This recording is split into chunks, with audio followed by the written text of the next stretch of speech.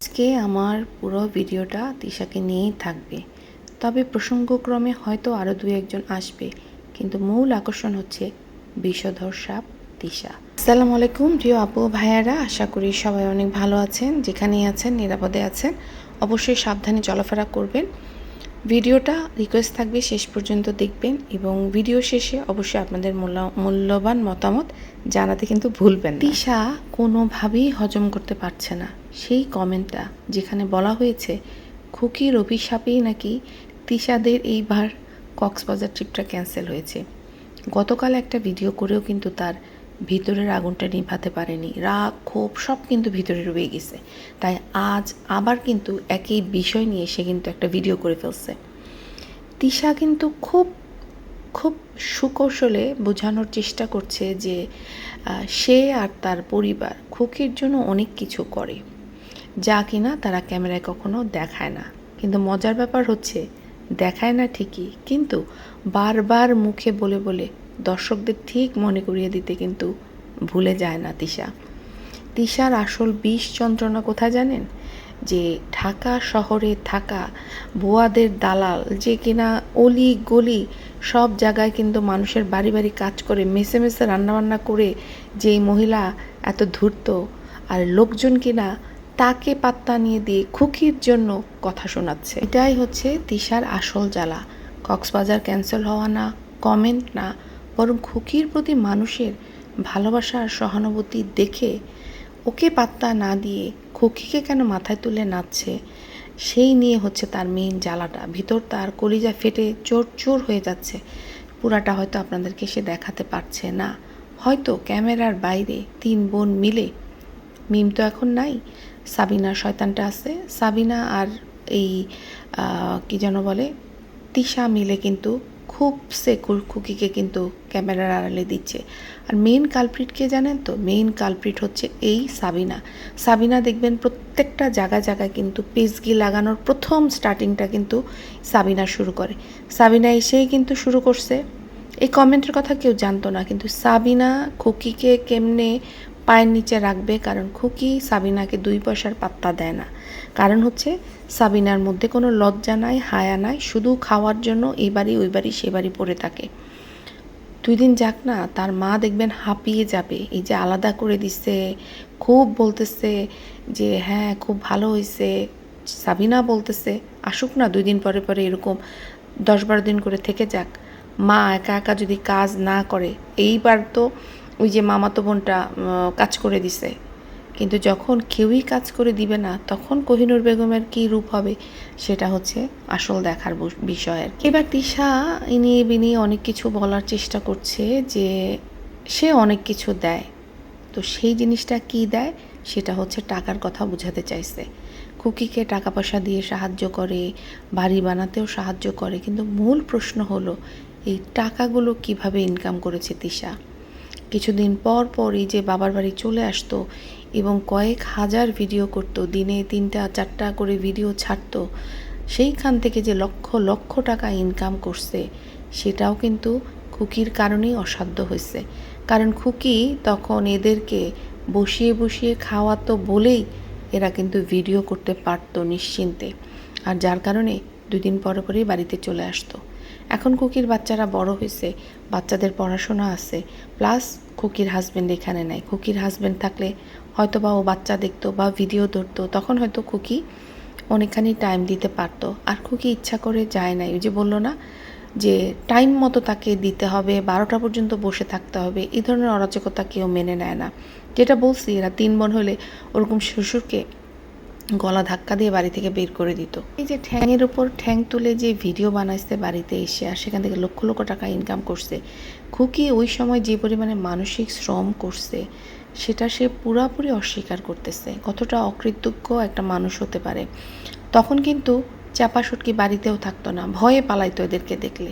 চাপা সুটকি এখন খুকি নাই বলে কিছুদিন করতেছে, অবশ্যই ভালো লাগতেছে। চাপার অবশ্যই পরিবারের সাথে একসাথে মিলে যাওয়া উচিত, কারণ হচ্ছে এছাড়া চাপার উপায় নাই। চাপা কয়দিন চাপার বাবা মার ঘাড়ের মধ্যে বসে খাবে। তিশা গতকাল এই অপমান সহ্য করতে না পেরে, মানে এই যে কমেন্টটা যখন সাবিনা এসে শেয়ার করলো যে খুকির অভিশাপে তাদের যাওয়া হয়নি, মানে ক্যান্সেল হয়ে গেছে, সেটা শোনার পর থেকে কিন্তু তিশার মাথা গরম। কি আবল তাবল বকতেছে, তিশার কিন্তু মাথা ঠিক নাই। বলল যে খুকি নাকি শিরিক করছে। শিরিক কি জিনিস, শিরক কি জিনিস সেটা তো তিশা জানে না, কখন শিরক করা হয় সেটাও জানে না। কারণ মূর্খরা মানুষকে বোঝানোর চেষ্টা করে যে সে অনেক বুদ্ধিমান, সে অনেক কিছু জানে, কিন্তু সে যে মূর্খ সেটা কিন্তু সে বারবার তার কথার মাধ্যমে কিন্তু প্রমাণ করে দিয়ে যায়। খুকি কিন্তু কোনো ভিডিওতে এসে অভিযোগ করেনি, কাদা ছোড়াছোড়া করেনি। মানে এই যে কক্সবাজার যাওয়ার ট্যুর নিয়ে ওকে কেন নিল না বা এই নিয়ে কিন্তু খুকি কিন্তু কোনো উচ্চবাচ্য করে নাই। তাহলে খুকিকে নিয়ে কেন তিশার ভিতরে এত ঝড় বয়ে যাচ্ছে? দর্শক একটা কমেন্ট করছে, আর তিশা সেটাকে ধরে নিছে যে এটা খুকির মুখ থেকে কোনো বাণী বের হয়েছে, যেটা নিয়ে তিশার লঙ্কাকাণ্ড বাঁধিয়ে দিয়েছে। আসলে তিশার রাগটা তো দর্শকের উপরে, কিন্তু ঝাল মিটানোর জন্য খুকির চেয়ে সহজ টার্গেট এই মুহূর্তে কি আছে? কারণ খুকি যেহেতু আলাদা খাচ্ছে, একসাথে খেলে কিন্তু কিছু বলতে পারতো না। আমি গতকালের ভিডিওতে কিন্তু বলেছিলাম যে তিশা হচ্ছে এক ধরনের প্রজাতির বিষধর সাপ, যার লেজে পা পড়লে সে কিন্তু ছোবল মারতে 1 সেকেন্ডও ভাবে না। মজার ব্যাপার কি জানেন, সেই ছোবল মারতে গিয়ে নিজের কি ক্ষতি হলো, নিজের ইমেজ কতটা ধুলায় মিশালো, সেদিকে কিন্তু তার বিন্দুমাত্র খেয়াল নেই। নিজের ঘর পুড়লেও অন্যের আঙ্গিনায় যেন আগুন জ্বলে, সেটা কিন্তু সে একদম মানে কনফার্ম করে। তার এই যে জেদ আর অহংকার, এটাই কিন্তু তাকে ধ্বংসের এমন গর্তে নিয়ে যাবে যে সেটা দেখার জন্য আমাদের হয়তো খুব বেশি দিন অপেক্ষা করতে হবে না। অন্যদিকে তাকিয়ে দেখেন মিম আর বাবুর দিকে। মিম আর বাবু নিজেদের পরিবারের লোকজনকে নিয়ে সুন্দর সময় কাটাচ্ছে, মানে বাবুর পরিবারকে নিয়ে। তো এই মুহূর্তে তো আমি বলবো যে বিয়ের পরে মেয়েদের শ্বশুরবাড়ি হয় নিজের বাড়ি, তাই না? তো সেই ক্ষেত্রে তো অবশ্যই নিজের পরিবারকে নিয়ে সুন্দর সময় কাটাচ্ছে। তো মানুষের জীবনে শান্তি আসলে এইভাবেই আসে, যখন সে নিজের ভালোবাসার মানুষদেরকে আগলে রাখে। কিন্তু একটা জায়গায় ভয় আছে যে এই যে তিশার এই যে বিষাক্ত উস্কানি যদি এদের পরিবারের মধ্যে ঢুকে পড়ে, তবে কিন্তু সব তছনছ হয়ে যাবে। তিশা যেমন নিজের ভালো বুঝে না, তিশা কিন্তু তেমনি অন্যের ভালো সহ্য করতে পারে না। তবে একটা ছোট কুপরামর্শ বা উস্কানি কিন্তু ওদের সংসারে আগুন লাগিয়ে দিতে পারে। তিশা আজকে ভিডিওতে বলছিল যে, খুব দম্ভের সাথে বলছিল যে যারা তাকে পছন্দ করে না তারা যেন ভিডিও না দেখে। তিশা কি ভুলে গেছে যে আজকে যে এই অবস্থানে গাড়ি হাঁকায় চলে, তারপরে ঈশ্বরদীর মতো একটা জায়গা যে বাড়ি করছে, সেটা কাদের ইয়েতে? এই গদিটা বানাইছেই হচ্ছে এই সাধারণ দর্শকরা। তিশা কি নিজের পায়ে নিজেই কুড়াল মারল না? যেই দর্শকরা যদি ওকে ভিডিও দেখা বন্ধ করে দেয়, তাহলে ও টাকা কিভাবে পাবে, খাবে কি করে? হ্যাঁ, খেতে হয়তো পারবে, কারণ এতদিনে কিন্তু অনেক টাকা জমিয়ে ফেলেছে, তাই খাওয়ার অভাবে মরবে না। কিন্তু মরবে হয়তো এই যে আকাশচুম্বী বিলাসিতা, সেগুলির অভাবে আসলে মরলে মরবে। তিশার এখন টাকা আছে তো তাই দর্শকদেরকে তুচ্ছ-তাচ্ছিল্য করতেছে। মানুষ যখন শূন্য থেকে শিখরে ওঠে না, তখন অনেকেই তার শিকড়টা ভুলে যায়, রুটটা ভুলে যায়। তিশা ভুলে গেছে যে তার যে এই বিলাসিতা, এর পিছনে আসলে এই দর্শকদেরকে দেখবে না যে বলল, এতে কিন্তু ওর নিজের পায়ে নিজেই কুড়াল মারল। কৃতজ্ঞতা তো দূরের কথা, সে এখন দর্শকদের মেতে রীতিমতো চ্যালেঞ্জ ছুড়ে দিচ্ছে যে আপনারা যদি ভালো কমেন্ট না করেন, আপনারা যদি আমাকে পছন্দ না করেন, তাহলে আমার ভিডিও দেখবেন না। এটা কি ভিতর থেকে বলা কথা না তো? কারণ ও জানে দর্শকরা ওর ভিডিও দেখা বন্ধ করে দিলে ও এই যে 2 দিন পর পরে যে বিলাসিতা করে, টাকার গরম দেখায়, সেগুলি তো দেখাতে পারবে না, সেটা বন্ধ হয়ে যাবে অটোমেটিক।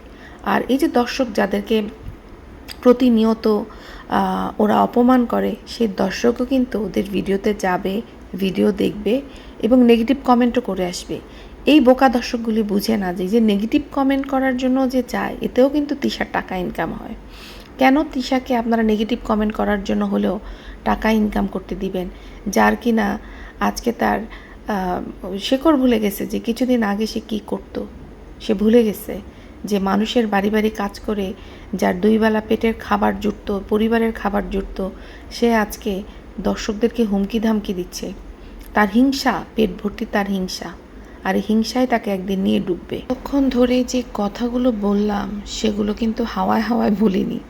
গতকালের ভিডিও আর আজকে বিকাল পর্যন্ত যে ভিডিওগুলো দেখেছি তার ভিত্তিতে বলেছে। কিন্তু একটু আগেই দেখলাম যে ওর যে মামাতো বোন তাসলিমার ভিডিওতে দেখলাম যে তিশা চলে যাচ্ছে, তার হাজব্যান্ড তার মেয়ের জামাইকে পাঠিয়েছে তিশাকে বাড়ি থেকে নিয়ে যেতে। কিন্তু হঠাৎ কেন তিশা চলে যাচ্ছে? তিশা তো বড় লম্বা সময় নিয়ে আসছে, তানেরও পরীক্ষা নাই, তাহলে কেন?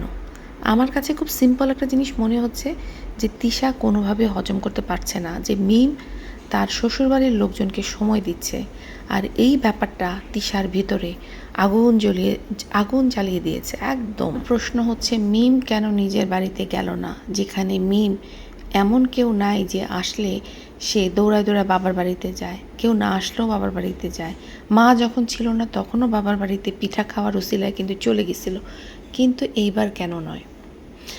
এর পিছনে আমার কাছে মনে হয় গভীর কারণ থাকতে পারে। এইবার যে বোনের বাসায় গিয়ে আসলো, সে হয়তো সেখানে অবহেলা বা তিক্ত অভিজ্ঞতার শিকার হয়েছিল, যেটা সে ভোলে নাই। একটা মেয়ে যখন বাবার বাড়ি বলেন বোনের বাড়ি বলেন সেখানে গিয়ে যদি অবহেলিত হয়, তখন সে তার সম্মানটা এই নিজের শ্বশুরবাড়িতে খুঁজে নিতে চায়। মিম যদি সেই কারণে না গিয়ে থাকে, তবে সে সঠিক সিদ্ধান্তই নিয়েছে। নিজের সম্মানটা হচ্ছে সবার আগে। আর যদি ধরে নিলাম এই কারণও না হয়, তাহলেও আমি বলবো যে মিম খুবই বুদ্ধিমত্তার পরিচয় দিয়েছে। কারণ কি জানেন? কারণ হচ্ছে তিশার মুখটা কিন্তু যেন তেন মুখ না, একদম ধারালো ছুরি। হ্যাঁ, তো তিশা যদি শ্বশুরবাড়ির লোক মানে মিম যদি শ্বশুরবাড়ির লোকজন নিয়ে ওই বাড়িতে যেত, আর তিশার এই খোঁচাখুচি ইঙ্গিতে ইঙ্গিতে কথা বলে একটা সিন ক্রিয়েট তৈরি হতো। এছাড়া ওইখানে কিন্তু আরেকটা বিষধর সাপ রাসেল ভাইপার আছে, মাল্টি নোংরা, সেও খোঁচা দিত উল্টা। ফলাফল কি হতো? সম্পর্কগুলো আবার তিতা হয়ে যেত, পুরানো ক্ষতগুলি আবার নতুন করে কি হতো, রক্তাক্ত হতো। তো সেই কারণে সেই আশঙ্কা থেকে যদি মিম না গিয়ে থাকে, তাহলে আমি বলবো যে মিম খুবই পরিণত এবং খুবই বুদ্ধিমত্তার মতো কাজ করেছে। আসলে কি জানেন তো, সব জায়গায় গিয়ে আগুনে হাত দেওয়াই যে সাহস, সেটা কিন্তু না। বুদ্ধি দিয়ে সম্পর্কটাকে ধরে রাখাও কিন্তু একটা বিশাল ব্যাপার। সাবিনার কমেন্ট বক্সে একটা কমেন্ট এসেছে, সেখানে লিখেছে যে তিশা হচ্ছে বট গাছ, আর এমন বোন নাকি প্রতি ঘরে ঘরে থাকা উচিত। হ্যাঁ, এই কথাটা কিন্তু আমিও মানি, এবং আমিও কিন্তু আমার একটা ভিডিওতে বলেছি যে তিশা ওদের পরিবারের বট গাছ। কিন্তু সব বট গাছ কি ছায়া দেয়? কিছু বট গাছ থাকে যারা ছায়া না, বিষ ছড়ায়, আর সেই বিষ ধীরে ধীরে একটা পুরো পরিবার কিন্তু ধ্বংস হয়ে যায়। তিশার কাজ কি দুই বোনের সংসার আগলে রাখা? মোটেও না। তিশার মূল সমস্যা হলো সে সহ্যই করতে পারে না যে তার বোনেরা নিজেদের মতো করে সুখে আছে। এই তিশার কারণেই কিন্তু দুই বোনের সংসারে অশান্তি লেগে থাকে। তিশা কোনোভাবেই সহ্য করতে পারে না যে এই যে রাব্বি সাবিনার দেবর ওর বাসায় আছে, আর শ্বশুরবাড়ির লোকজন এলে তিশা কিন্তু একটু অপমান খোঁচা দিয়ে ওদের সাথে কথা বলে। মিমের সাথে তার শ্বশুরবাড়ির যেটুকু তিতা সম্পর্ক ছিল, সেখানে মিটমাট করার বদলে তিশা কিন্তু বালতি বালতি ঘি ঢেলে আগুনটা আরও বেশি দিয়েছিল জ্বালিয়ে। তো তার একটাই লক্ষ্য, বোনদের শ্বশুরবাড়ি থেকে বিচ্ছিন্ন করে নিজেদের নিয়ন্ত্রণে রাখা। তিশা হচ্ছে সেই বটগাছ যে কিনা মিমের প্রথম স্বামী সানি আর সাবিনার পরকীয়া প্রেমিক আরিফকে নিজের প্রয়োজন মতো, মানে বয়ফ্রেন্ড ছিল তারা, টিস্যু পেপারের মতো ওদেরকে ব্যবহার করছে। তারপর যখন ওদের কাজ শেষ হয়ে গেছে, তারপর দুই বোনকে ধরিয়ে দিয়েছে। মানে তার ব্যবহার করার জিনিস তাদের ওই দুই বোনকে ব্যবহার করতে হবে। বটগাছ কী জিনিস সেটা মনে হয় দর্শকরা আসলে জানেই না। বটগাছ হচ্ছে সে যে পুরা পরিবারকে ঝড় তুফান থেকে বাঁচায়, কিন্তু তিশার ক্ষেত্রে কিন্তু উল্টা, সে নিজেই একটা চলন্ত ঝড়, যে কিনা সাবিনা বলেন মিম বলেন এদের সংসারে রীতিমতো অশান্তি লাগায় রাখে। যিনি কমেন্ট করেছেন যে এরকম বোন প্রতি ঘরে ঘরে থাকা উচিত, মানে তিশার মতো, তার কাছে আমার একটাই প্রশ্ন যে আপনি কি চান আপনার সাজানো সংসারে কেউ এসে এমন বিষ ঢেলে দিক? তিশার মতো বটগাছ যদি ঘরে থাকে, তবে সেই ঘর মরুভূমি হতে বেশি সময় লাগবে না। মিম দেখেন খুবই বুদ্ধিমত্তার পরিচয় দিছে, সুন্দর করে শ্বশুরবাড়ির লোকজনকে নিয়ে হাসি খেলে কিন্তু সময়গুলো কাটাচ্ছে। কিন্তু একটুখানি যদি তিশার সেখানে আবির্ভাব হতো না, একটুখানি বিষে কিন্তু সব শেষ হয়ে যেত। আপনারা শুধু অপেক্ষা করেন না, তিশা কিন্তু বিষ ঈশ্বরদী গিয়েও ঢালবে, কারণ তিশা কিন্তু এটা মেনে নিতে পারবে না যে তার বোন শ্বশুরবাড়ির লোকজনকে সময় দিয়েছে কিন্তু তাকে সময় দিতে বাড়িতে আসে নাই। এটা ভাববেন না যে তিশা সহজে এটা মেনে নিবে। অবশ্যই তিশা ঈশ্বরদী গিয়েও কোনো না কোনোভাবে উস্কানোর চেষ্টা করবে। সাথে আছে মাল্টি নোংরা রাসেল ভাইপার, যে কিনা ছোবল কিন্তু মুখ দিয়ে মারে। এই যে বলেছেন, আমি কিন্তু প্রথম থেকে একটা জায়গায় আসি, সেটা হচ্ছে এই পরিবারের দুইটা মানুষ বিষাক্ত। এই বাবুর পরিবারে হচ্ছে মাল্টি নোংরা, আর তিশাদের পরিবারে হচ্ছে তিশা প্রচণ্ড রকম। আর সাবিনা হচ্ছে বড় রকমের চিটিংবাজ একটা মহিলা। সে হাসতে হাসতে মানুষকে বাস ডলা দেয়, এবং প্রত্যেকটা জায়গায় আপনারা ভালো করে খেয়াল করেন, কেন্দ্রবিন্দুটা কিন্তু সে ঝগড়া লাগানোর। কেন্দ্রবিন্দু ঝগড়া লাগাই দিয়ে সে এমন একটা ভান করে যে সে কিছুই জানে না, এবং সে খুব ভালো মানুষ। মাল্টি নোংরার কথার টোন এমনভাবে সে তার ভাই বাজার করে নিয়ে আসছে, বাবু বাজার করে নিয়ে আসছে বাবুর সংসারে, সেখানে তাকে তো কথা বলার কোনো দরকার নাই। মিম আছে, মিম বলবে। সে অনেক বাড়তি কথা বলে, যেগুলোর কারণে কিন্তু এই ধরনের ননদ ভাবিদের সংসারে গিয়ে টিকতে পারে না। না ভাবিরা মেনে নিতে পারে, না ননদগুলি মেনে নিতে পারে। ওকে দেখবেন যে এই যে মিথ্যা অভিনয় করে না বিল্লাল আর শারমিন, দেখবেন ভিডিওগুলি কোথায় গিয়ে করে, ছাদে গিয়ে করে, কিন্তু কারণ সব তো মিথ্যা নাটক। তো নাটকগুলো সবার সামনে করতে পারতেছে না, কারণ এই নাটক করার জন্য মিম আর বাবুকে তো ফুসলায় ফাসলায় ওদের দলে ভিড়তে হবে। তো সেই সময়টুকু নিশ্চয়ই এখনও পায় নাই, সময় পেলে আবার ওদেরকেও দলে ভিড়াবে। আজকে এই পর্যন্তই রাখছি। পরবর্তী ভিডিও আরও কিছু ওদের ভিডিও দেখে আরও কিছু যখন পাবো তখন আপনাদের সাথে অবশ্যই শেয়ার করব। আর সেই পর্যন্ত আপনারা সবাই ভালো থাকবেন, নিরাপদে থাকবেন। আল্লাহ হাফেজ।